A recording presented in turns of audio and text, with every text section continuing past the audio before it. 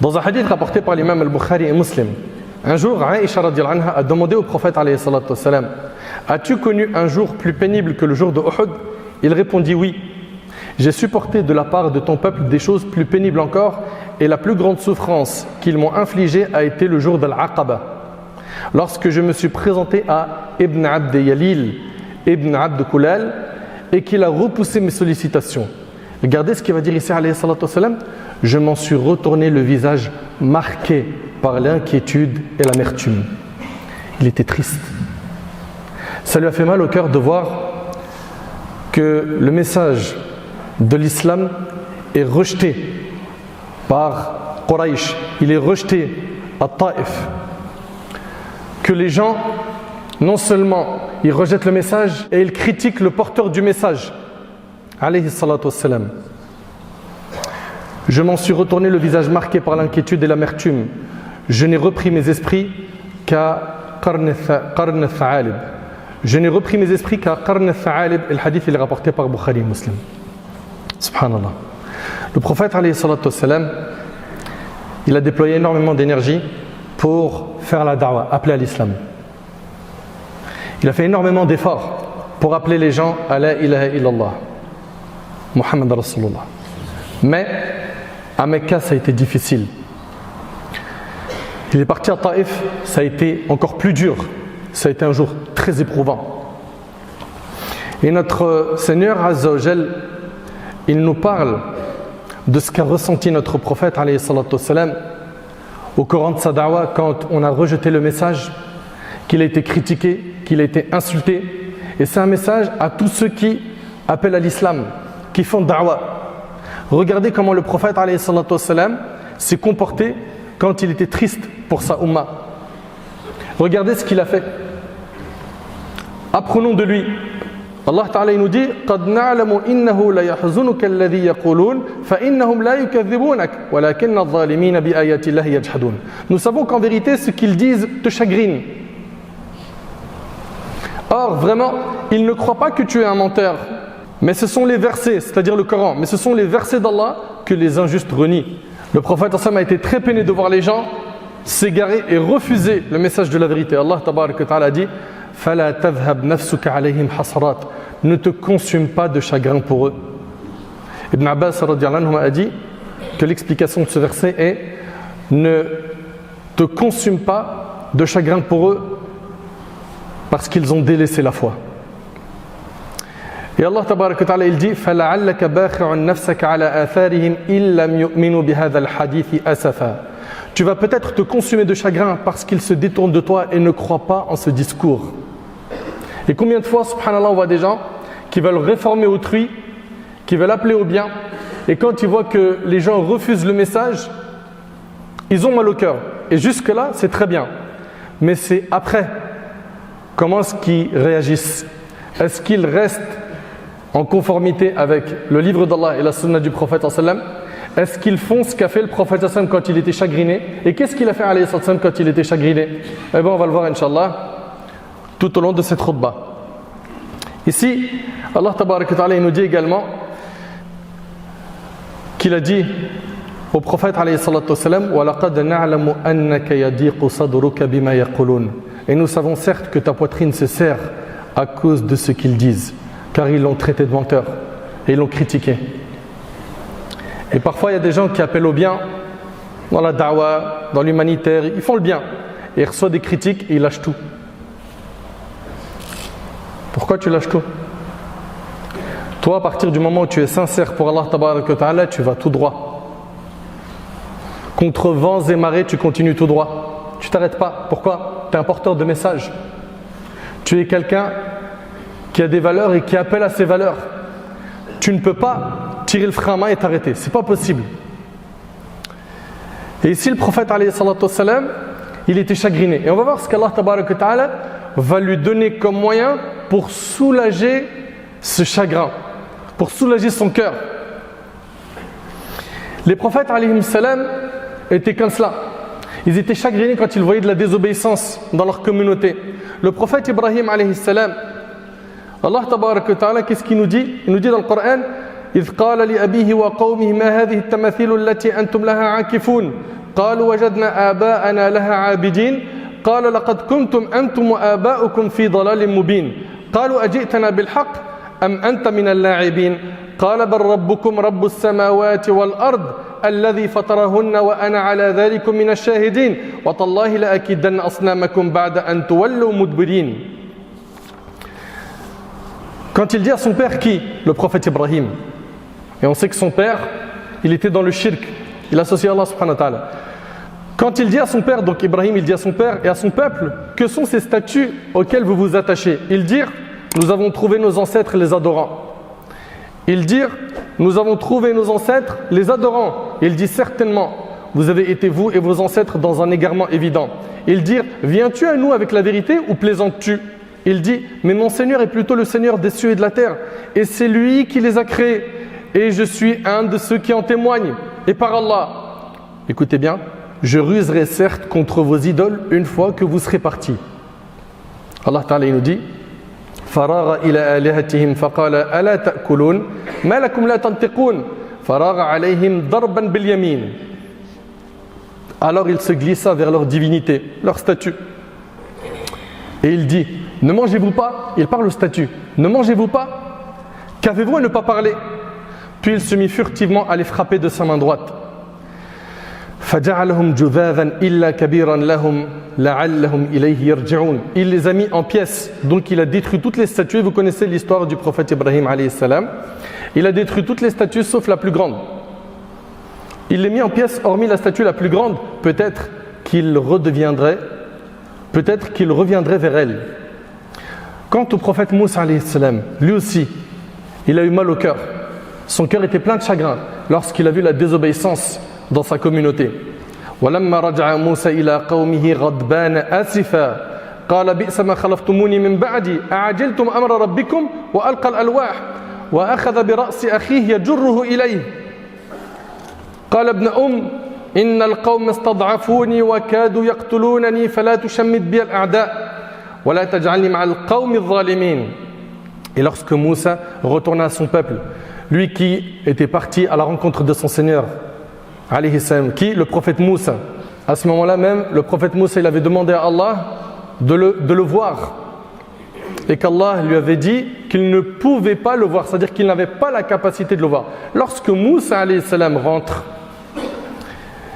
il est rentré fâché, attristé. Pourquoi? Parce qu'entre-temps, Bani Israël, ils ont adoré le veau. Il est rentré fâché, attristé. Il dit, vous avez très mal agi pendant mon absence. Avez-vous voulu hâter le commandement de votre Seigneur?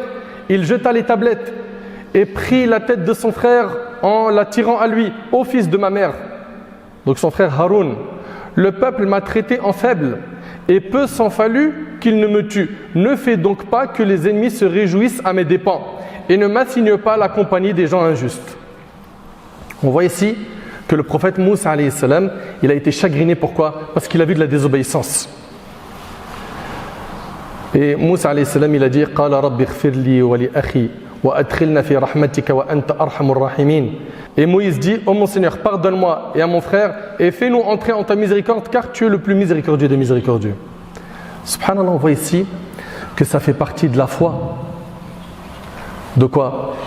D'avoir de la répugnance pour le péché et la désobéissance. Les prophètes, ça leur faisait mal au cœur.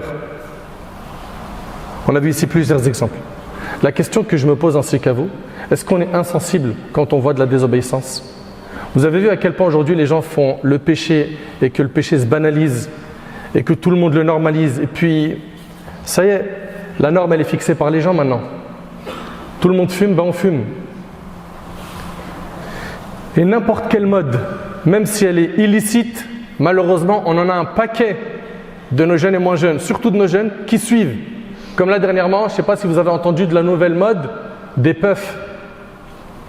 Ça se trouve, peut-être la moitié de la mosquée ne savent même pas ce que c'est. C'est des nouvelles cigarettes électroniques aromatisées. C'est devenu une mode. D'autres, ils sont à fond sur TikTok en train de regarder des lives qui exposent des femmes qui sont hyper mal habillées. C'est devenu la mode. Et les musulmans qui regardent ça, ça les chagrine plus. ça leur fait plus mal au cœur. Je ne généralise pas bien sûr, mais un grand nombre d'entre eux. De plus en plus on voit, subhanallah, la désobéissance se propager autour de nous, les insultes, les gros mots, c'est devenu normal. Dans plein de cercles, dans plein d'assemblées, tu vois qu'il y a des gens qui insultent des mères et il n'y en a pas un pour réprouver ça. Il n'y en a pas un pour dire « craignez Allah ». Dans plein d'assemblées, la médisance s'est répandue énormément et c'est devenu le fruit le plus consommé dans les assemblées. Personne ne réprouve, personne ne parle parce que tout le monde le fait. À quel moment ton cœur se chagrine comme les prophètes qui sont eux nos modèles? À quel moment? Allah tabaraka wa ta'ala en parlant des prophètes, il a dit Ulaika alladhina hada Allah fabihudahu muqtadih. Voilà ceux qu'Allah a guidés, suis donc leur guidés. Les prophètes, c'est nos modèles. Et pas ce qu'on expose aujourd'hui aux réseaux sociaux à notre jeunesse, des faux modèles qui appellent à l'égarement. Là ici, on voit que les prophètes, ça les chagrine de voir la désobéissance. Et subhanallah, je me souviens que je parlais avec un ami et je voyais des gens que je connaissais qui étaient hyper mal habillés.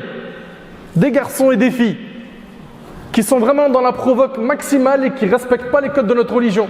Et je lui dis, subhanallah, ça fait mal au cœur quand même. Il me dit, mais pourquoi ça te fait mal au cœur? Tout le monde est comme ça. C'est normal ça maintenant. Le fait d'en arriver à un stade où tu ne ressens plus rien face à la désobéissance, c'est que ton cœur est accidenté. Rattrape-le vite. Le fait que tu vois le haram et que ça ne te fait rien, le fait que vous rentrez dans des cages d'escalier et que vous voyez des jeunes en train de rouler des joints et il n'y a rien, le fait que vous voyez des gros mots à tout va et qu'il n'y a rien, le fait que vous entendez des embrouilles de cité et vous habitez dedans et pour vous il n'y a rien, le fait que vous voyez de la délinquance, des gens se tirer dessus et pour vous il n'y a rien, c'est que votre cœur va mal. Votre cœur va mal. Et ce que vous oubliez, c'est qu'Allah tabaraka wa ta'ala il a dit Yawma la yanfa'u malun wa la banun illa man ata Allah biqalbin salim. Le jour où ni les biens ni la famille ne seront d'aucune utilité, sauf celui qui se présente à Allah avec un cœur saint. Le plus important de ta vie, c'est ce joyau que tu as dans ton corps qui est le cœur. C'est lui que tu dois faire briller, pas ton corps. Et aujourd'hui on a mis le paquet sur quoi? Sur l'apparence. Et le cœur, plus tard. Attention, Ramadan il arrive bientôt hein. Oh, on va aller à la mosquée, Inch'Allah. T'inquiète pas, on va faire des efforts. C'est ça, faire des efforts. C'est ça, faire briller le cœur. C'est ça, se repentir.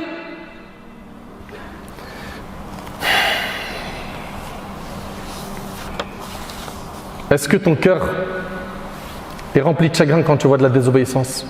Est-ce que votre cœur est chagriné de voir qu'aujourd'hui, n'importe qui prend la parole et parle au nom de la communauté? Combien ils sont nombreux aujourd'hui? Ces gens, appelle-les comme tu veux, influenceurs, créateurs de contenu, appelle-les comme tu veux, qui propagent du pseudo-dîne sur les réseaux sociaux, et ce n'est pas du dîne du tout. Et ils veulent réformer la Ummah avec des moyens qui ne sont pas légiférés. Ça fait pas mal au cœur ça? Moi, wallahi, ça me fait mal au cœur. À la rigueur, quand il y en a un, il fait da'wah sur le net, et alhamdulillah, il a étudié, il a un cursus. Je suis content. Mais quand on voit aujourd'hui que n'importe qui parle de religion et ils disent n'importe quoi, c'est surtout ça qui est grave. Ils disent n'importe quoi. Et souvent, ils ne savent même pas qu'ils disent n'importe quoi. Pourquoi? Parce que faible bagage et personne ne vérifie leur contenu. Ils n'ont pas de cheikh, ils n'ont pas un éducateur au-dessus d'eux qui lui dit « Oh, stop, habs, tu vas où là ?» Ils sont en roue libre. Non mais mon frère, je voulais faire le bien. Comme l'ont dit les salafs, ils ont dit combien de personnes veulent faire le bien, mais ils ne l'atteignent pas. Ça ne suffit pas d'avoir la volonté de faire le bien. L'imam Malik, rahimahullah, il a dit, le grand savant l'imam Malik, rahimahullah, il a dit que ce qui réformera la fin de cette communauté, c'est ce qui a réformé son début, à savoir le livre d'Allah et la sunna du prophète sallam. Tu veux appeler à Allah, il y a des codes. Tu veux blâmer le blâmable, il y a des codes. Non mais parce que de toute façon vous quand vous le faites avec la religion ça marche pas. Mais qui t'a dit qu'on a l'obligation d'avoir du résultat? À quel moment on est obligé quand on fait da'wah d'avoir du résultat? Le prophète sallallahu alayhi wa sallam n'a-t-il pas dit dans le hadith, dans les recueils authentiques, que le jour du jugement il y a des prophètes? Écoutez bien, le prophète il viendra, il a été suivi par personne. Est-ce que ça veut dire par là qu'il n'a pas rempli sa mission? Absolument pas, il l'a rempli. Mais wa ma 'ala ar-rasuli illa al-balagh. Ce qui appartient au prophète, c'est la transmission, pas le changement des cœurs. Celui qui change les cœurs, c'est Allah tabaraka wa ta'ala. Qu'est-ce que ça fait mal au cœur aujourd'hui de voir ces Ruwaybida, ces hommes futiles, ces femmes futiles qui parlent au nom de la communauté, qui disent n'importe quoi. Tout ça, ça fait partie des choses qui font mal au cœur. Mon frère ainsi que toi, ma soeur, as-tu mal au cœur pour ce qui se passe dans la Ummah? Si c'est le cas, sache que Allah tabaraka wa ta'ala, en parlant au prophète alayhi salatu wassalam, il lui a donné les solutions pour apaiser son cœur qui était chagriné. Allah tabaraka wa ta'ala a dit وَلَقَدْ نَعْلَمُ أَنَّكَ يَضِيقُ صَدْرُكَ. Et nous savons certes que ta poitrine se serre. Pourquoi? Bima yaqulun, à cause de ce qu'ils disent. La solution, regardez, Allah tabaraka wa ta'ala, il la donne ici au prophète sallallahu alayhi wa sallam. فَسَبِّحْ بِحَمْدِ رَبِّكَ Allahu akbar. وَكُمْ مِنَ السَّاجِدِينَ وَاعْبُدْ رَبَّكَ حَتَّى يَأْتِيَكَ الْيَقِينُ. Voilà la solution. Allah Ta'ala il a dit, et nous savons certes que ta poitrine se serre à cause de ce qu'ils disent. Première solution, écoutez bien, glorifie donc ton Seigneur par sa louange. Fais du dhikr. Fais du dhikr. Évoque Allah abondamment. Le dhikr, vous savez ce que c'est? C'est les formules de rappel comme Subhanallah, Alhamdulillah, La ilaha illallah, Allahu Akbar, Astaghfirullah, Allahumma salli ala nabina Muhammad, La hawla wa la quwwata illa billah. Tout ça, c'est des formules de dhikr. Donc le fait de faire ces formules, ça apaise le cœur.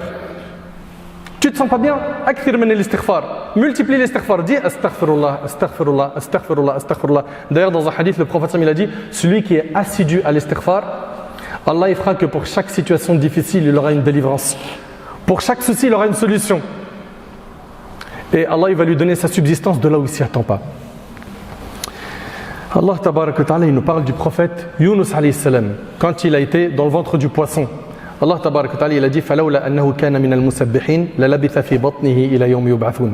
S'il n'avait pas été parmi ceux qui glorifient Allah, il serait demeuré dans son ventre, c'est-à-dire dans le ventre du poisson, jusqu'au jour où l'on sera ressuscité. Ce qui a sauvé notre prophète Yunus alayhi salam, c'est qu'il a connu Allah comme il le fallait dans les moments d'aisance. Allah a été à ses côtés dans les moments de détresse. Il était minal mukthirina minal at-tasbih. Il faisait beaucoup de tasbih, il glorifiait Allah. Et Allah il dit wa kum minas sajidin. Ça veut dire quoi? Ça veut dire et sois de ceux qui se prosternent. Tu veux apaiser ton cœur, tu es chagriné, tu n'es pas bien pour ce qui se passe dans la communauté. Bien évidemment, il faut continuer à appeler au bien, à ordonner le bien et à interdire le blâmable. Mais écoutez bien s'il vous plaît. Après avoir reçu l'ordre de glorifier Allah, Allah subhanahu wa ta'ala il lui dit quoi? Et sois de ceux qui se prosternent. Subhanallah. Et la prière, c'est un délice et c'est un soulagement dans les moments d'épreuve. Le prophète sallam il a même dit la réjouissance de mes yeux se trouve dans la prière. Et le prophète sallam dans un hadith rapporté par Muslim il a dit le moment où l'individu est le plus proche de son Seigneur, c'est lorsqu'il est prosterné. Lorsqu'il est prosterné pour lui, pour Allah. Multiplie alors les invocations. Et notre bien-aimé alayhi salatu wassalam, il disait à Bilal apaise-nous avec la prière au Bilal. Apaise-nous avec la prière au Bilal. Allahu Akbar. Et le prophète sallam il a dit dans le hadith de Abdullah ibn Amr qui est rapporté par l'imam Ahmad, celui qui est assidu donc à la prière, elle sera pour lui une lumière, un argument et un sauvetage le jour du jugement. Tandis que celui qui n'y est pas assidu, il n'est pas assidu à la prière, il n'aura ni lumière, ni argument, ni sauvetage et il sera le jour du jugement avec Qarun, Fir'aun, Haman et Ubay ibn Khalaf. Sache donc mon frère ainsi que toi ma soeur que si tu veux soulager ton cœur qui est chagriné à cause des critiques que tu reçois, à cause du fait que les gens ils sont dans l'égarement, akthir min al-dhikr, multiplie le dhikr wa akthir min as-salawat et multiplie les prières. Allah Ta'ala dit wasta'inu bis-sabri was-salah et cherchez secours dans l'endurance et la prière. Puis Allah Tabaraka Ta'ala il termine ce verset en disant wa'bud rabbaka hatta ya'tiyaka al-yaqin et adore ton Seigneur jusqu'à ce que te vienne la certitude. La certitude ici c'est la mort. Donc tu as le cœur qui est chagriné, multiplie les formules de dhikr. Multiplie les prières pour qu'Allah Tabaraka Ta'ala te soulage, te facilite et adore Allah jusqu'à ton dernier souffle. Adore Allah même si tu es parmi les seuls là où tu habites à adorer Allah. Adore Allah Tabaraka Ta'ala et accroche-toi à la religion même si de plus en plus les gens s'égarent et ne veulent pas adorer Allah Subhanahu wa Ta'ala comme il le faut. Adore Allah Tabaraka Ta'ala même si vous êtes très peu dans ta famille à adorer Allah Tabaraka Ta'ala. Adore-le, soumets-toi à lui et tiens bon dans les moments de trouble. Parce que celui qui tient dans les moments de trouble, sa récompense, elle est immense. Et notre prophète, il nous l'a dit, que vers la fin des temps, il viendra des temps de trouble, des moments difficiles où celui qui s'accroche à sa religion, c'est comme s'il tenait une braise de feu dans sa main. C'est dur. Et le prophète a dit, l'islam a apparu étranger et il redeviendra étranger comme à ses débuts. Et il a dit, Touba lil ghuraba, félicitations aux étrangers. On lui a dit, qui sont les étrangers? Il a dit, ceux qui s'accrocheront à la vertu lorsque les gens seront dans les garements. Accroche-toi, accroche-toi, la récompense qui t'attend, elle est immense. Et le prophète, il a même dit que dans ces moments de trouble, l'homme ou la personne qui fera des bonnes actions, elle aura la récompense de 50 personnes. On lui a dit 50 personnes parmi nous ou parmi eux, il a dit parmi vous. C'est-à-dire 50 compagnons, t'imagines? C'est-à-dire que celui qui s'accroche à sa religion dans les moments difficiles, il a la récompense de 50 compagnons. C'est immense. Bien évidemment, on n'atteindra jamais leur mérite, mais en récompense, on gagne énormément. Abdullah ibn Mas'ud radiyallahu anhu a dit, la jama'a, le groupe, c'est d'être sur l'obéissance d'Allah, même si tu es seul. Et gardez en tête, Allah Ta'ala il dit, wa in tatawallaw yastabdil qawman ghayrakum thumma la yakunu amthalakum. Et si vous vous détournez, il vous remplacera par un peuple autre que vous et ils ne seront pas comme vous. Vous voulez pas du djinn? Vous serez remplacés par d'autres personnes qui seront meilleures que vous. Ici, on voit que notre bien-aimé alayhi salatu wassalam et les pieux ont été chagrinés de voir de la désobéissance. Et si c'est ton cas, ton cœur brûle quand tu vois de la désobéissance, alhamdoulilah, c'est un très grand bien. Maintenant, derrière, tu dois continuer à ordonner le bien, interdire le blâmable avec ce qui nous a été dicté dans la religion. Et rappelle-toi que ce qui va soulager ton cœur, c'est dhikr, c'est la prière et t'accrocher. Accroche-toi à la religion. J'implore Allah tabaraka wa ta'ala de me faciliter ainsi qu'à vous de tenir sur le din jusqu'à notre dernier souffle. J'implore Allah tabaraka wa ta'ala de nous accorder la clairvoyance, de nous accorder la guidée, de nous accorder la véracité dans nos paroles et dans nos actions, de nous accorder la sincérité.